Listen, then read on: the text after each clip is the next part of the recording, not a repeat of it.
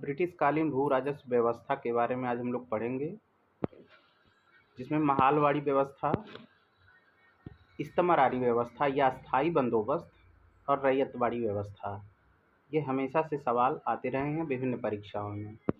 तो सबसे पहले देखेंगे इस्तमरारी व्यवस्था या स्थायी बंदोबस्त।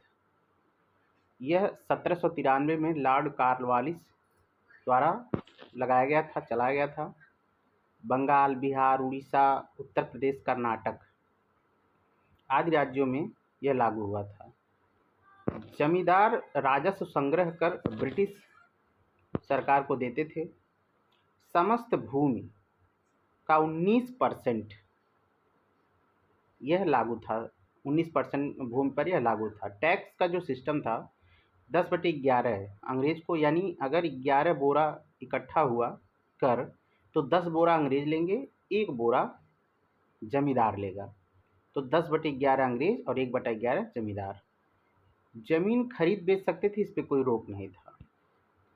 दूसरे स्थान पर हम लोग देखेंगे रैयतवाड़ी व्यवस्था, 1820, बाद में इसे 1825, तो 20 ही माना जाएगा। टॉमस मुनरो, कर्नल रीड, इनके द्वारा लगाया गया था।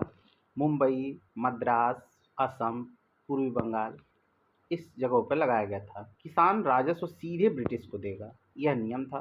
समस्त भूमि का 51% पर यह लागू किया गया था। साहूकार इसमें बहुत वर्चस्वशाली हो गए थे, क्योंकि वो किसान हमेशा ऋण लिया करते थे, इससे साहूकार बहुत शक्तिशाली हो गए थे। रैयत किसान को कहते हैं, रैयत।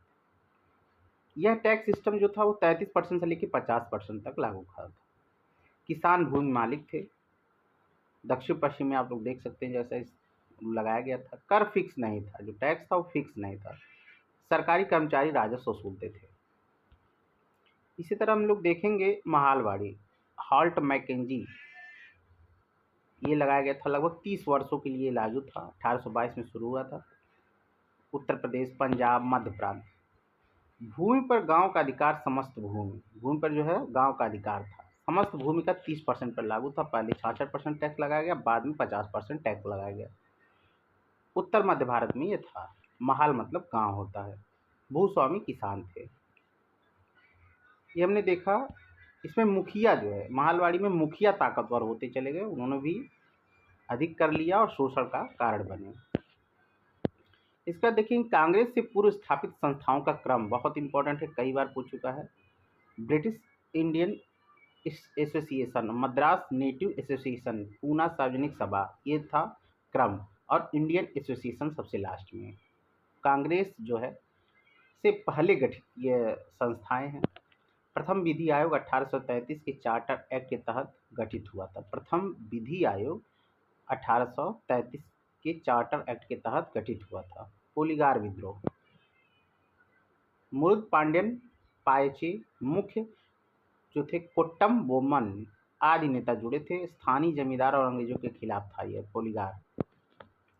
इंडियन पैट्रियोटिक एसोसिएशन की स्थापना सर सैयद अहमद खान ने की, बहुत बार पूछ चुका है। इंडियन पैट्रियोटिक एसोसिएशन की स्थापना सर सैयद अहमद खान। ब्राह्मी लिपि को 1834 में पढ़ा गया जेम्स प्रिंसेप द्वारा। ब्राह्मी लिपि बहुत इंपॉर्टेंट है, किसने पढ़ा था? 1834 में जेम्स प्रिंसेप। खरोष्टी को राइट टू लेफ्ट पढ़ा जाता है। खरोष्टी भी एक लिपि है जो राइट टू लेफ्ट पढ़ा जाता है, बहुत इंपॉर्टेंट है। तो ये रहा आज का सेशन कंप्लीट।